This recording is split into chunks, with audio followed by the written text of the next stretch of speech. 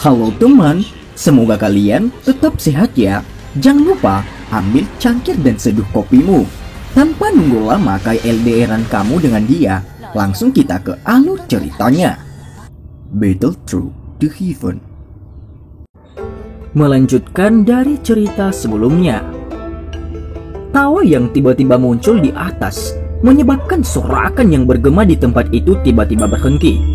Di langit, ekspresi Sukian gelap dan serius saat dia melototi sekelompok orang yang muncul dengan menerobos cermin. Tatapannya perlahan berhenti pada pria yang mengenakan jubah alkemis di depan. Matanya segera mulai menyipit perlahan saat dia tertawa terbahak-bahak. "Saya pikir aku mengenalimu. Ini sebenarnya adalah Kaisar Obat Han Feng dari daerah Sudut Hitam," ucap Sukian.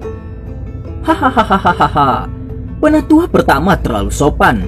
Nama itu adalah sesuatu yang diberikan secara acak kepada saya oleh teman-teman saya dari wilayah Sudut Hitam. Saya benar-benar tidak layak untuk itu," ucap Han Feng. "Han Feng, ini adalah tempat milik Akademi Jiananku. Apa yang kalian semua rencanakan untuk datang tanpa diundang?" ucap Hugan. Dia adalah Han Feng?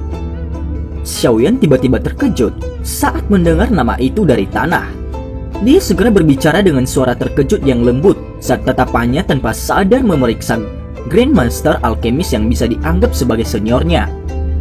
Han Feng tertawa pelan, namun tatapannya melirik ke ujung menara pemurnian Ki Api Langit. Dengan suara lembut dia berkata, "Api surgawi adalah benda misterius yang alami, memang sedikit terlalu kejam untuk menyegelnya di sini dengan cara ini. Sebagai seorang alkemis, nyala api bisa dikatakan membentuk semacam keyakinan di hati kita. Oleh karena itu, Han Feng ini meminta tetua pertama untuk melepaskan api surgawi ini dan tidak melakukan pemenjaraan seperti ini," ucap Han Feng. "Alasan yang konyol. Apakah menurut Anda kami orang-orang di Akademi Jianan adalah anak-anak berusia 3 tahun? ucap Hugan.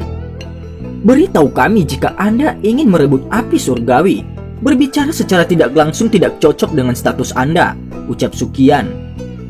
"Hahaha. Penatua pertama benar-benar orang yang belak-belakan," ucap Han Feng. Dia segera menghela nafas dan berbicara melanjutkan. "Karena penatua pertama bisa menebak niat saya akan menyusahkan Anda untuk mengakomodasi kami. Anda harus tahu betapa pentingnya api surgawi bagi kami para alkemis. Saya akan mencoba yang terbaik untuk memenuhi kondisi apapun yang Anda miliki selama Anda menyerahkan api surgawi kepada saya," ucap Han Feng. Ejekan terkandung di sudut mulut Sukian. Dia melambaikan lengan bajunya dan mengejek. "Apakah menurutmu aku tidak tahu persis orang macam apa kamu ini? Jika gurumu Yao Zunze yang mengatakan ini, aku mungkin akan mempertimbangkan tawaran seperti itu. Anda bagaimanapun harus pergi dan terus berlatih selama beberapa dekade lagi. Akademi Jianan kami tidak mengandalkan nama kosong untuk bertahan hidup di benua Douqi selama bertahun-tahun," jawab Sukian. Senyum di wajah Han Feng perlahan ditarik. Tatapannya yang dipenuhi dengan kehangatan juga secara bertahap menjadi gelap dan dingin. "Karena tetua pertama tidak mau menyerahkannya, Anda seharusnya tidak menyalahkan Han Feng karena merebutnya dengan paksa," ucap Han Feng. Tatapan Xiaoyan yang menatap langit dari gugusan api di tanah tiba-tiba menyusut pada saat ini. Dia dengan lembut menghirup udara dingin sambil bergumam, "Orang ini sebenarnya juga memiliki api surgawi." Xiaoyan dengan paksa menahan rasa sakit yang membakar tetapi tetap diam. Ketika dia pertama kali mendengar nama Han Feng, cincin berwarna hitam itu juga menjadi sangat panas karena pemberontakan kekuatan spiritual Yao Lao. Api jenis ini memang semakin kuat sekarang. "Guru, saya baik-baik saja. Anda tidak perlu khawatir. Hanya saja, saya tidak menyangka pengkhianat ini akan memiliki keberuntungan sebesar itu," ucap Yao Lao. "Tenang guru, serahkan masalah membersihkan pengkhianat itu kepada aku," ucap Xiaoyan. "Tidak apa-apa kalau kamu memiliki niat seperti itu. Tapi saat ini kamu bukan tandingannya. Waktu pelatihannya jauh melebihi waktu Anda, dan dia juga saat ini memiliki api surgawi. Oleh karena itu jangan membuat konflik dengannya dalam waktu dekat," ucap Yao Lao. "Namun," Xiaoyan tiba-tiba mengerutkan alisnya dengan ragu dan dengan lembut berbicara di dalam hatinya. Guru, saya ingat bahwa seorang alkemis biasa paling banyak memiliki satu jenis api, bukan? Karena Han Feng ini juga memiliki api surgawi. Mengapa dia masih di sini untuk merampok? Tanya Xiaoyan. Yao Lao terdiam saat kata-kata Xiaoyan terdengar. Lama kemudian sebelum suara serak yang dalam terdengar. Ini karena dia juga mempraktikkan mantra api. Tubuh Xiaoyan menjadi tegang, wajahnya kaget. Namun, mantra api yang dia praktikkan hanyalah yang tidak lengkap, ucap Yao Lao. Tidak lengkap? Maksud guru apa? Tanya Xiaoyan. Dulu, ketika dia masih menjadi murid saya, dia telah mencuri mantra api ketika saya sedang lengah. Namun saya menemukan saat dia berlatih. Karena tergesa-gesa dia hanya bisa mendapatkan sebagian dari jalan metode Ki mantra api. Namun saya katakan bahwa bakatnya dalam memurnikan obat tidak lebih lemah dari Anda. Setelah memikirkannya selama bertahun-tahun, sepertinya dia telah menemukan sesuatu yang kecil. Jika tidak, dia tidak akan tertarik dengan jenis kedua api surgawi ini, ucap Yao Lao. Namun Akademi Dalam masih memiliki tetua pertama. Dia adalah seorang elit Douzong. Dengan dia di sekitar, kemungkinan Han Feng tidak akan berani ceroboh meskipun dia memiliki banyak ahli Dou Huang. Xiaoyan berulang kali menghitung kekuatan kedua belah pihak di dalam hatinya. Han Feng, aku yang dulu menyarankanmu untuk pergi secepat mungkin. Saya bisa memperlakukannya seolah-olah tidak ada yang terjadi hari ini. Jika tidak, jika kepala sekolah kembali di masa depan, kemungkinan besar tidak satupun dari kalian yang hadir bisa melarikan diri, ucap Sukian. Hahaha. Penatua pertama tidak perlu mencoba menakut-nakuti saya. Kepala sekolah Anda tidak mengungkapkan dirinya selama bertahun-tahun. Siapa yang tahu kemana dia kabur? Han Feng tertawa. Tatapan yang dia gunakan untuk melihat menara pemurnian Ki Api Langit dipenuhi dengan panas. Selama aku bisa mendapatkan api surgawi ini, sepertinya tidak akan ada yang tahu siapa yang mengambilnya. Bahkan jika dia datang mencariku di masa depan. Karena itu, saya juga akan menyarankan penatua pertama untuk menyerahkan api surgawi. Anda juga jelas tahu bahwa karakter seperti apa yang kami miliki dari wilayah sudut hitam. Jika kita akhirnya benar-benar bertarung, kemungkinan Akademi Dalam ini juga akan hancur total. Han Feng tampak tertawa saat dia berbicara, suara sebenarnya dipenuhi dengan ancaman. Sukian menghirup udara dalam-dalam. Wajahnya tertutup warna hijau. Kedua tangannya perlahan terulur dari lengan bajunya dan menggenggam udara dengan lembut. Ruang mulai berfluktuasi secara kuat pada saat ini saat dia berbicara dengan cara yang gelap dan dingin. Sudah bertahun-tahun sejak aku bertarung. Hari ini aku yang dulu akan memutuskan dan melihat apakah kamu berhak mengucapkan kata-kata ini, ucap Sukian. Semua sesepuh, dengarkan. Lindungi api surgawi sampai mati. Semua ahli di Akademi Dalam berteriak bersatu. Segera gelombang aura kuat melonjak ke langit. Orang-orang keras kepala. Seorang Douzong mungkin kuat, tetapi itu tidak berarti bahwa seseorang tidak terkalahkan. Wilayah sudut hitam masih memiliki orang-orang yang bisa menandingi Anda, ucap Han Feng. Han Feng diam-diam mundur selangkah saat dia merasakan tekanan kuat yang menyebar dari tubuh Sukian. Dengan tawa dingin, dia segera berbalik dan berbicara. Tuan Emas dan Perak, tolong ungkapkan dirimu, ucap Han Feng. Hahaha. Han Feng, kamu harus tahu harga dari mengundang kami untuk bertindak. Semoga pada akhirnya Anda dapat mengeluarkannya. Kalau tidak... Suara Han Feng baru saja terdengar saat dua tawa keras tiba-tiba terdengar.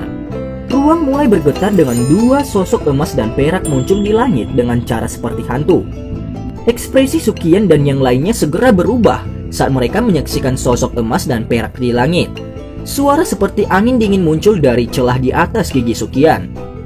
Sungguh tidak terduga, bahkan kalian berdua diundang, ucap Sukian. Nama kedua orang ini bukanlah hal asing bahkan bagi sesepuh di Akademi Dalam. Karena inilah ekspresi mereka sedikit berubah. Yang disebut Tuan Emas dan Tuan Perak adalah dua ahli teratas yang di peringkat wilayah sudut hitam. Karena mereka berdua kembar dan metode Ki mereka benar-benar sama, Kedua orang ini yang kekuatannya hanya mirip dengan ahli puncak Do Huang ketika mereka berpisah, dapat saling melengkapi kekuatan satu sama lain ketika mereka melawan lawan bersama. Mereka memiliki peluang kemenangan yang cukup besar, bahkan saat menghadapi Dou Zong. Oleh karena itu nama keduanya sangat terkenal di seluruh tingkat ahli di wilayah sudut hitam. Hal ini menyebabkan bahkan sesepuh di Akademi Dalam telah mendengar tentang mereka. Anda juga berpikir untuk ikut campur dalam masalah ini? Ucap Sukian. Kami ditugaskan oleh orang lain. Masing-masing dari kita memiliki apa yang dibutuhkan yang lain, dan itu tidak dapat ditolong. Ucap orang tua itu yang mengenakan jubah emas tersenyum dan berbicara dengan Sukian. Sutua, aku akan memberitahumu bahwa lebih baik memberikan api surgawi kepada Han Feng. Jika kepala sekolah Anda ada, kami tidak akan menyetujui transaksi ini. Sayangnya, tidak ada kabar tentang orang tua itu setelah bertahun-tahun. Tidak ada yang tahu apakah dia sudah mati atau apa. Orang tua berjubah perak itu tertawa dengan suara yang agak kejam. Nada itu sebenarnya mirip dengan lelaki tua berjubah emas itu. Hei, angan-angan apa? Saya ingin melihat betapa hebatnya para tetua emas perak yang dikabarkan mampu melawan lawan di seluruh kelas. Bahkan jika kepala sekolah tidak ada, bukan terserah kalian semua untuk datang dan berperilaku buruk. Sukian tertawa dingin. Jika itu masalahnya, sepertinya jumlah ahli di Akademi Dalammu tidak mencukupi. Orang tua berjubah emas itu tertawa. Meskipun sisi Han Feng lebih sedikit jumlahnya, mereka menang dalam hal kekuatan. Mereka telah jauh melampaui sesepuh Akademi Dalam. Ekspresi Sukian sedingin es, namun dia terlalu malas untuk mengatakan omong kosong lagi. Kedua tangannya berputar sedikit dan dauki yang agung meludah dari telapak tangannya. Penatua pertama Sukian, aku akan bertanya padamu untuk yang terakhir kalinya. Apakah Anda akan menyerahkan api surgawi atau tidak? Kesabaran Han Feng telah benar-benar melemah saat mereka menyusut dengan cara ini. Sukian tanpa ekspresi, dia hanya melambaikan lengan bajunya di hadapan pertanyaan Han Feng ini. Pilar dauki yang kuat tiba-tiba keluar dari lengan bajunya dan menyerbu langsung ke Han Feng. Ekspresi Han Feng berangsur-angsur menjadi dingin saat Sukian memimpin serangan. Dia mendengus dan menjentikan jarinya. Api biru tua muncul di telapak tangannya. Akhirnya dengan ayunan lembut dia bertabrakan hebat dengan pilar dauki. Bung! Tubuh Sukian tidak berhenti sejenak setelah melakukan serangan. Dia berubah menjadi petir yang langsung melesat ke arah Han Feng. Hahaha, Sutua, kamu harus datang dan bermain dengan kami. Tiba-tiba sosok emas dan perak langsung melintas dan muncul dan menghalang di depan Han Feng. Sukian memutar tubuhnya untuk menghindari dauki hijau pucat yang melesat secara eksplosif. Tatapan Han Feng beralih ke Hugan dan yang lainnya saat melihat Sukian direcoki oleh orang tua emas dan perak. Dengan lambaian tangannya, dia berbalik dan tertawa ke arah sekelompok besar orang di belakangnya. Selanjutnya, saya ingin merepotkan semua orang untuk menghentikan orang yang tersisa. Aku akan turun dan melepaskan segel itu, ucap Han Feng. Mereka hanyalah beberapa doang. Tidak apa-apa jika Anda menyerahkannya kepada kami. Terlebih lagi, rasa darah segar dari sesepuh di Akademi Dalam adalah sesuatu yang belum aku rasakan. Pemimpin sekte dari Sekte Darah Fan Lao menatap Hugan dan yang lainnya dengan cara gelap dan penuh dengan kebencian. Dia membuka mulutnya dan memperlihatkan giginya yang agak tajam. Sejak putra satu-satunya secara tidak sadar terbunuh di wilayah sudut hitam dan melakukan pencarian untuk orang yang membunuhnya ternyata sia-sia, karakter suram Fan Lao yang awalnya menjadi agak temperamental, saat dia bertindak dia akan membunuh dan mendapatkan darah tampil sangat kejam. Hahaha, kalau begitu, terima kasih banyak semuanya. Han Feng pasti akan sangat berterima kasih kepada semua orang setelah masalah ini berhasil, ucap Han Feng. Hentikan mereka. Hugan melambaikan tangannya saat melihatnya. Lawanmu adalah kami. Lebih dari 10 sosok manusia yang membawa aura berdarah padat tiba-tiba muncul dan menghalangi Hugan. Han Feng tertawa. Tubuhnya berbalik dan dia terus terbang menuju menara pemurnian Ki Api Langit. 30 lebih ahli dari akademi baru saja bertindak ketika 10 lebih ahli top dari wilayah sudut kita muncul dengan tertib. Pertempuran di langit tiba-tiba menjadi kuat. Semua siswa di kejauhan tidak begitu jelas apa yang terjadi di langit. Meskipun mereka memahami ini di dalam hati mereka dan beberapa siswa ingin membantu, pertempuran di langit yang jauh membuat mereka merasa bahwa mereka tidak berdaya. Han Feng mengepakkan sayapnya setelah pertempuran kacau meletus di langit dan muncul di puncak menara pemurnian Ki Api Langit. Dia menatap cahaya energi gelap yang redup bersinar di bawah dan baru saja bertindak ketika suara angin kencang yang tajam tiba-tiba terdengar di atas kepalanya. Kamu bisa melupakan tentang memiliki delusi api surgawi. Dauki yang kuat di tangan Hugan dengan cepat diaglomerasi saat dia berbicara dengan suara yang dalam. Sepertinya Anda tidak dapat memblokir saya hanya dengan Anda sendiri, ucap Han Feng. Kalau begitu, kamu bisa datang dan mencobanya. Hugan tertawa dingin kepada Han Feng. Tatapan Xiaoyan sedikit pusing karena pertarungan yang mempesona. Dia hanya bertanya dengan getir di dalam hatinya. Guru, apa yang harus kita lakukan sekarang? Tanya Xiaoyan. Kita hanya bisa menunggu. Anda tidak bisa pergi dan membuka segel sendiri. Selama pertempuran besar antara kedua belah pihak, Anda akan menarik perhatian kedua belah pihak jika Anda melakukan itu. Suara Yao terdengar cepat. Meskipun tindakan ini memungkinkannya untuk menghindari serangan itu juga menyebabkan tubuhnya terungkap. Namun beruntung beberapa dari orang-orang yang disiagakan tidak mengambil sikap ofensif terhadap Xiaoyan. Xiaoyan juga tidak berani tinggal di langit yang penuh dengan kekacauan ini. Dia segera mulai buru-buru membungkus tubuhnya dengan dauki berwarna hijau sebelum dia menarik diri. Saat Xiaoyan hendak mundur, pemimpinnya dari sekte darah Fan Lao yang sedang menikmati pertarungannya dengan 3 ahli Douwang di suatu tempat di langit, tiba-tiba mengalihkan pandangannya dan secara acak menyapa mereka. Sosok manusia yang terbungkus dalam api hijau. Punggung ini yang tampaknya adalah yang dia kenal menyebabkan kemerahan berdarah langsung melonjak di kedua matanya. Dia meminjam perasaan tertentu yang memungkinkannya untuk mengetahui pasti sama dengan punggung si pembunuh yang muncul di cermin yang telah dimurnikannya dari darah putranya yang sudah meninggal.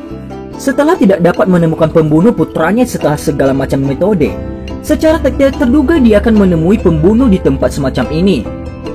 Kemerahan berdarah diaglomerasi di matanya saat raungan yang dipenuhi dengan amarah dan niat membunuh meledak keluar dari mulutnya.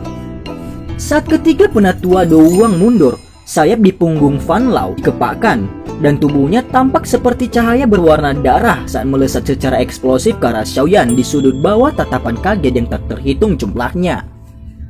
Raungan tajam mengguncang cakrawala.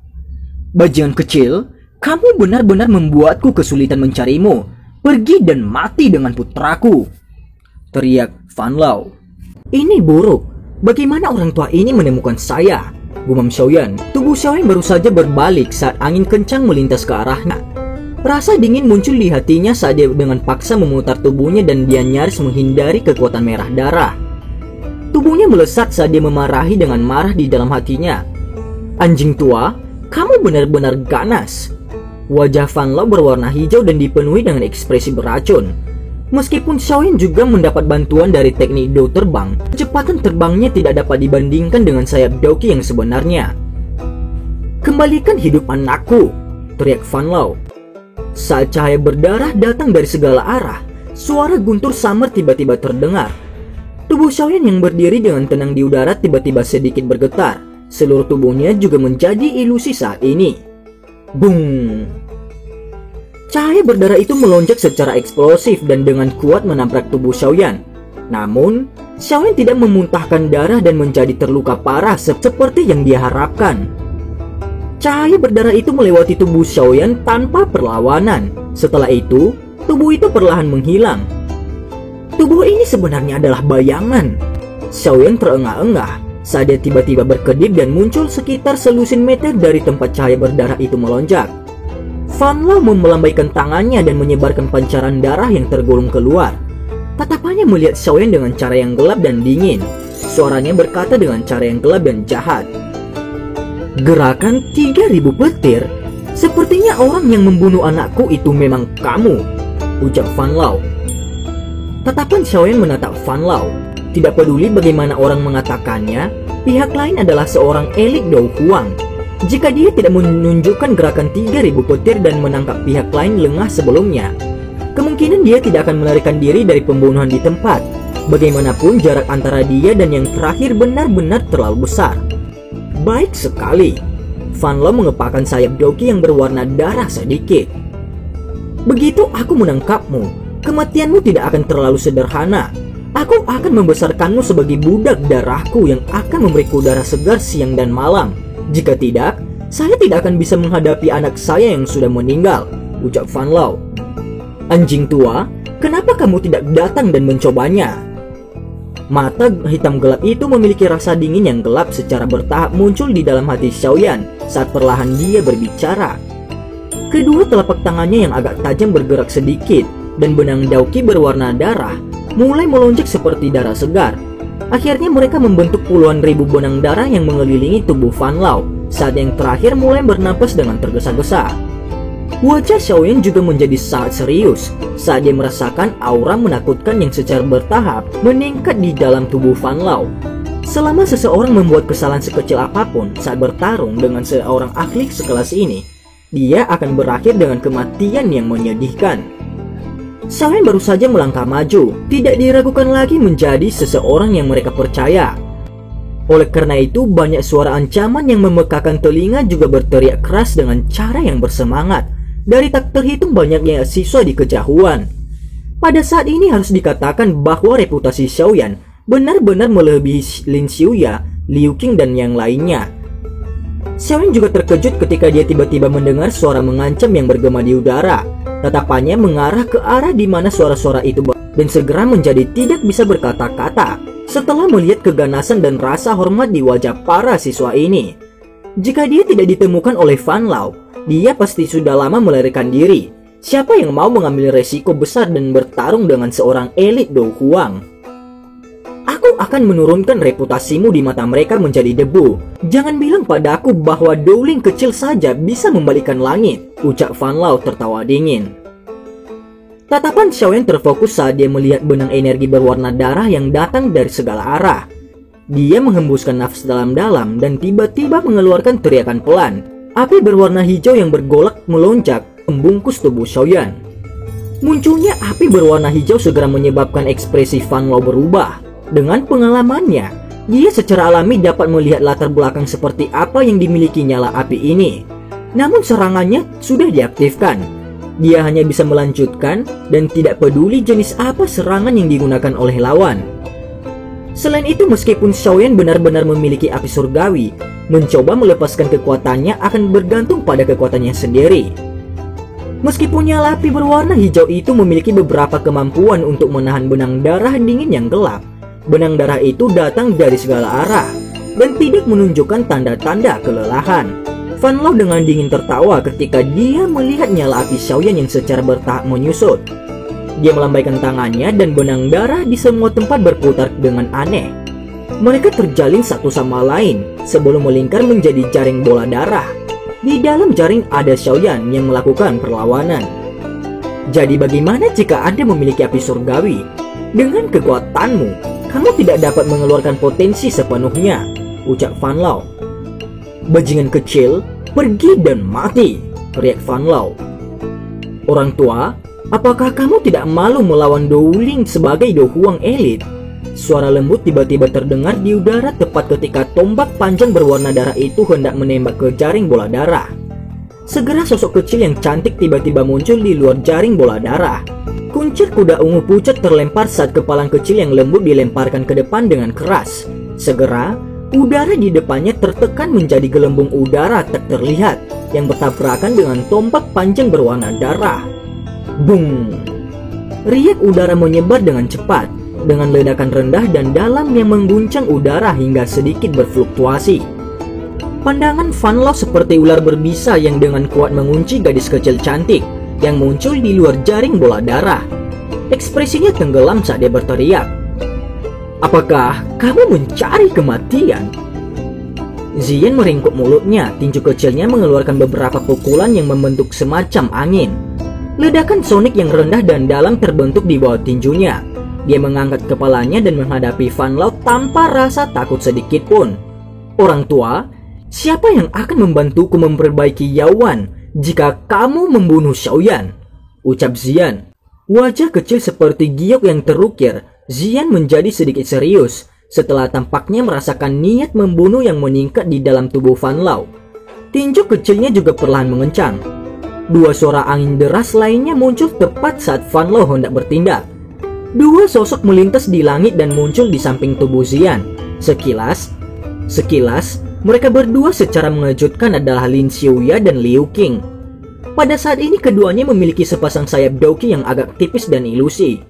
Dengan pengecualian Xian, kemungkinan hanya mereka berdua yang bisa naik ke langit untuk bertarung di antara seluruh populasi siswa di Akademi Dalam. Bencana Akademi Dalam bukan hanya masalahmu saja, ucap Liu Qing. Liu Qing menoleh dan menatap Xiaoyan yang sedang berjuang untuk menyelesaikan pemenjaraan benang darah. Hahaha, Liu Qing benar. Anda harus menyelesaikan masalah Anda terlebih dahulu. Kami akan menundanya. Pedang panjang di tangan Lin Xiuya bergetar lembut saat dia menambahkan. Sejujurnya, bagaimanapun kamu benar-benar tidak takut. Jika Anda tidak memilih untuk memimpin dan melangkah maju, sepertinya saya tidak akan berani campur tangan dalam situasi seperti itu. Xiaoyan memperhatikan mereka bertiga di luar dengan cara tertegun. Dia langsung tertawa getir dan menggelengkan kepalanya. Dia tidak sengaja menonjol.